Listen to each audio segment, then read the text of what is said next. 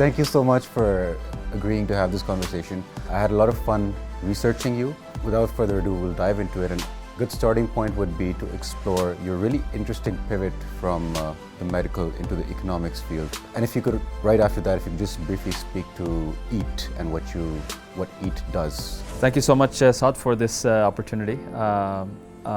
So basically my background is in health, and I'm a medical doctor. During my studies, I got quite deeply involved in public health and global health issues in environmental sustainability, and that at both national and global level. And I realized fairly quickly that a lot of the decisions that are made in the world are made based on economic rationale. So you get a certain worldview when you're studying medicine. You get a very humanitarian worldview. So I wanted to challenge that, and so during my medical studies I decided to also take up an economics degree, which for me was really fascinating because suddenly you have an entirely different conceptual way of looking at the world and how important decisions in the society are made, basically. So that was my thinking, and I live in a country which is it's a social democracy, so it allows you to take free education. So I use that, and I'm very happy that I managed to take both of these degrees. And EAT has been a very important organization for me. I helped co-founding the organization back in 2013. I was still a med school student at that time. Basically, it explored the concept of how we can use food and the way that food is produced and consumed to better health outcomes and better environmental outcomes. Because food is a leading driver of environmental degradation and to bad health, basically, non-communicable disease. So initially I took a year off of my medical studies to focus on in that organization, and later on I joined the board of directors. So I'm quite deeply involved, and it's one of my passions. And I feel like it's my baby. Why did you decide to come to Pakistan? Like, how did that happen? The Norwegian media said that you were headhunted. How did that happen? I mean, it starts actually almost a decade ago. I met the previous SAPM Health, Dr. Usman Mushtaq, quite randomly in Geneva. I was doing my internship there with the World Health Organization, and our paths crossed through some mutual friends, Norwegian friends, and we stayed in touch, albeit not that much. And one day he became the SAPM, and he shot me an email and he asked if I was available to come and explore the idea of helping him out for a short period of time. And I thought that was an exceptional opportunity because I've always wanted to do something for Pakistan, and suddenly this great opportunity came about where I could actually, help in a way which I could have never done otherwise. So that's the kind of short version of it. Right. So it's been roughly a year since you've arrived, and it was before COVID struck, and you would never have imagined that coming to Pakistan and then coronavirus outbreak would take place. How has the 1 year roughly been? That's a good question. So I would kind of divide my time here in a way similar to how you explained it. Like so there is pre-pandemic and post-pandemic. And initially, when I came to Pakistan, I did not realize how little I knew of the culture and the way of doing things in Pakistan were. Because when you grow up as a Norwegian Pakistani, the way that you experience Pakistan is the way that your parents have experienced it. So you go and visit your village, your hometown, and you visit your family, and that's about it. So suddenly working in a professional setting was a massive cultural difference. It was a massive shock, actually. So it took me a little while to adopt and to appreciate the way things are done in Pakistan and to be able to actually be effective. So it was a good learning experience. And then when the pandemic hit, I have to say it's been some of the toughest months in my life. But feel like the work that we have done and the opportunity that we have had to actually contribute to saving lives have been tremendous, and I'm incredibly glad that I had this experience and I had this exposure and that I managed to contribute a little bit in our overall national effort. Yeah. Correct me if I'm wrong, but there's been around more than 2,000 smart lockdowns that involved over 45 million people, and those were executed based on studies of 50 data sets or so. So for people in the audiences, what is a smart lockdown, and do we get inspiration from other countries' experience, and how has that approach been successful in flattening the COVID-19 curve? Right, so Pakistan, I think among the low and middle income countries, and generally as well, is a remarkable success story. And a lot of that is because we had a very early preparation, early start. So already on 15th of Jan, we started having this expert consultation, and by the third week of Jan, we were working almost full time on the, and this was even before, this is like a couple of months before the, or full month before the outbreak happened in Pakistan. So we managed to get a head start in a way which I think was quite useful. Secondly, once the outbreak took place in Pakistan and the National Security Council decided to have a global or a national lockdown, the structure of the National Command and Operations Center, the NCOC, provided a really unique leadership in Pakistan, where you could suddenly have a streamlined way of coordinating the response from the federal to the provincial levels. So coordination and governance in settings like Pakistan, I mean, we're almost 250 million people. It's very complex, it's difficult, and in most low and middle income countries struggle with that. So we managed to get that piece correctly, and thanks to Lieutenant General Hamoud and Asad Umar Saib, we managed to get a leadership that is unparalleled in the world, actually. So that was some of the success factors. And then smart lockdown actually was spearheaded by Dr. Faisal Sultan, the current SAPM Health. He was formerly the PM's focal point for COVID-19. Pakistan were actually one of the pioneers behind the concept of using technology, using epidemiology, so using both health indicators and technology in order to define specific areas where you can limit the maximum amount of infected people in one area and restrict them. So implement interventions in that area. So with that, what we do is we avoid locking down larger areas, which impacts, quite frankly, the most under, the lower resource people in the society, and you can limit the economic damage. Right, so that's the kind of base framework and base concept. And we believe it's been quite successful, and it's learning by doing. So things are improving and the lockdowns are becoming better as time progresses. Since you've been in the health system in Norway and you've seen what's going on over here, firstly, why do you think we are in the current position? And if, let's say hypothetically, that everyone is willing to commit to move forward in the right direction, what can be done? As a young person that represents around 60% of the country's population, if people want to contribute, what can the people do, and what does the government have to do? Right. I think basically what COVID has shown us, what this pandemic has shown us, is that we cannot take health for granted. It's such an important part of the way that the society works that we need to really invest in it.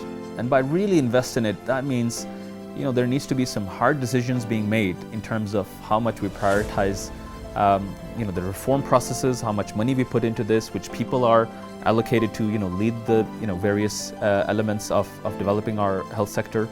So that is, I think, a realization that is deeply entrenched now because of the pandemic, and it's shown us our vulnerabilities, basically.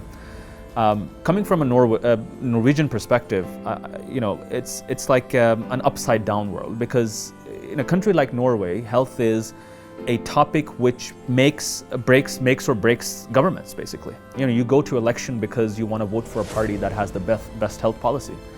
And we know that a similar investment, similar thinking about health in Pakistan will benefit our nation a great deal. Unfortunately, Pakistan's health indicators are not the best. We are struggling quite a lot with infectious disease, so HIV/AIDS, hepatitis C, tuberculosis, etc. We're struggling quite a lot with emerging diseases, non-communicable disease as diabetes and various forms of cancer, etc. And that requires us really to do the things that I mentioned, that we need to start prioritizing. So that's on the government side, that prioritization needs to be there. And I think that element is going to be in focus. And NCOC and the way that we dealt with the pandemic shows us that there's very clear conceptual way of looking at, if you put in enough effort, you'll get the results. And I think that is positive. So as for the population, we have a young population. Unfortunately, 35 to 40% of our kids are stunted. Stunted means that you're too, under 5 age kids that are too short for their age, and that also impact brain development, and that impacts their school performances, etc. So there are some basic fundamentals that we need to fix for our kids and children to have the best future, and for the population at whole also to realize and recognize that health is an important topic and start prioritizing that for the people that they elect in various roles. So besides COVID, what has been another important thing that you've worked on in Pakistan? Right, so actually one of the prime reasons that I also moved to Pakistan was that I wanted to look into the issue of brain drain and how we can reverse brain drain by engaging Pakistan's massive and resourceful diaspora. I am also counted in that diaspora. So together with Ministry of Overseas Pakistanis and Ministry of Health and our diaspora organizations, we initiated a project called the Yarane Watan Initiative, Friends of the Country. In English, it was called the Pakistan Diaspora Health Initiative. Basically, the concept was that we wanted to create, as a first step, a platform that allowed overseas healthcare professionals, so people like myself, young or elderly or whomever you are, with various skills and competencies, to register and match-make them with volunteering opportunities that are quality checked by us in Pakistan. So allowing people to contribute not only with dollar and cents, but also with their time and commitment. So we launched that during the pandemic with the NCOC, and the response that we've gotten is amazing. We originally thought people should be coming on volunteering missions to Pakistan, but because of flights and difficulties in traveling, those engagements are mostly digital.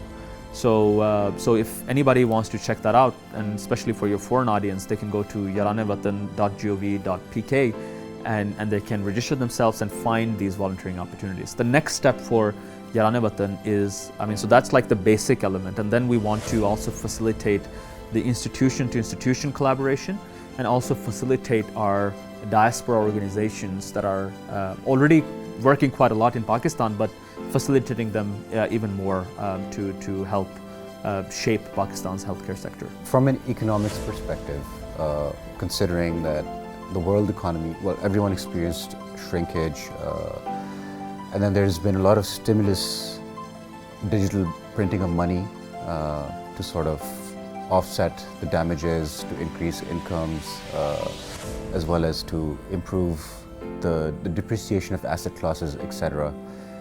And then there's countries like Pakistan. We have all of these problems that you just mentioned, and we were in debt already, and now we're going through a pandemic.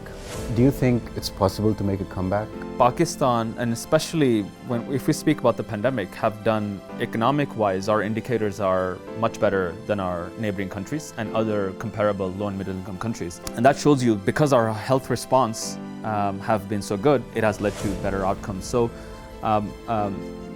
not being a complete expert on Pakistani economic indicators, my understanding is that the deep structural reforms that are required would still be essential. So basically that is true for almost anything that you pick in Pakistan, that you require proper structural reforms and leadership and level-headedness. So I think with Imran Khan's vision and leadership, particularly within health and education and social sectors, the hope is that we will be able to get that in those social sectors. When it comes to fiscal space for health, that fiscal space is available.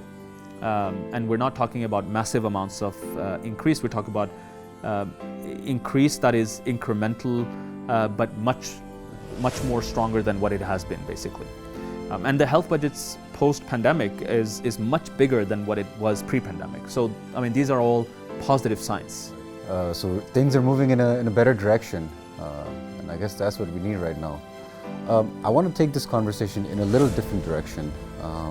So I'm big on mindset and progress and becoming a better version of yourself, not comparing to other people, but just comparing yourself to who you were yesterday. And that's the kind of stuff we talk about on this show a lot. And you obviously come from Norway and you're leading the world in many metrics.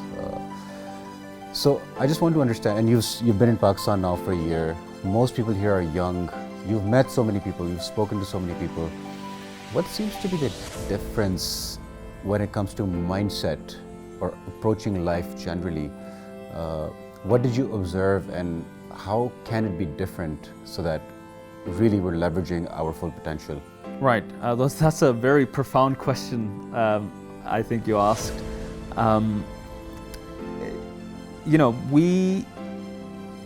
I grew up in a society where financial security is not an issue. So either because everybody has a job and they're getting enough paid and you don't have to think about money that much, as in you get a roof on top of your head and you get enough food and all the basic necessities filled, either by that your parents are working or you have a social safety net. A challenge in a country like Pakistan is that a lot of these basic needs for a large segment of the population are not just met automatically. So we have kids and children and adolescents that grow up in societies where that becomes a prime motivator, that you need to work really hard in order to make sure that you have enough resources to just maintain yourself. And developing mindsets in that, where also 20 million children are out of school, right? In Pakistan, I think it's the second biggest out-of-school population in the world. And then I mentioned the figures around stunting, like almost 35 to 40%. So these are some of the most fundamental challenges that the country requires. I think we need to go much deeper. So we need to solve these problems first, initially, and at the same time, obviously, we need to mentor our youth in order to have that right approach to life, and that does not come by top down. So that does not come by adults telling young people how to think or how to behave. The adults need to change their way of doing things as well. And one thing that I notice or I have started processing a little bit is, how do we involve young people in decision-making processes? I'm still processing my time in Pakistan and drawing learnings from it. I'm still here. But one thing that is abundantly clear for me is that our society is very ageist, in a way where we obviously and we should appreciate our age as an experience. Lekin, using that as a metric for instance, how good a person is, or how much influence that person should have, is a flawed concept. And I think our society struggles quite a lot with that notion. So in Pakistan, because I've been working here for a few years now after I came back from Canada, and I noticed that every conversation about rights is missing the second part, which is about responsibility. And there seems to be a general sense of shifting blame, shifting responsibility, and not taking ownership of anything. And I'm not talking about the government, but generally the people. Do you feel that's also something that's different from Scandinavia and over here? That we're not, as kids, we have social media, we have YouTube, which is a great resource for learning. If people can watch like Vines and TikTok videos, should they be watching videos about responsibility and really taking ownership of your life? I think that's a difficult question, because how do you create accountability in a society? How do you create a trust in a society? And I think trust is the key word here. There has been countless of studies being done on the Nordic model, the way that the Nordic countries have become some of the best or the best places to live in the world. And one key thing that comes up every single time is that there's a great level of trust between people and between the people and the state. What I notice in Pakistan is that there is a complete distrust between people and between the people and the government. It's quite funny that we're comparing Norway and Pakistan, because these places in these types of metrics are the polar opposites. So the question is, like, how do you build trust in a society? And I think state needs to lead the way in that by starting to deliver for the regular person, so you feel like, okay, I need to pay those taxes and I should do this because I'll get this in return, right? So it also becomes like a chicken and egg thing, but the point is that when institutions starts delivering and you start building a trust in the society, that is I think can be a very important element in also building the accountability. Where can people find you online? I'm quite actively on Instagram. I don't use Twitter that much. I use Facebook from time to time. I downloaded TikTok. I have to say TikTok is hilarious. It provides good content when you're winding down the day and just want to see something funny. Yeah. But I'm accessible on email. But Instagram is my mode to communicate to my friends and to other people that are following me. It's been great, guys. I really enjoyed this conversation and got some really insights, some useful insights. What we need to do, what the government needs to do, and some sort of optimism and hope that things have started to move in a positive direction. Until next time, goodbye.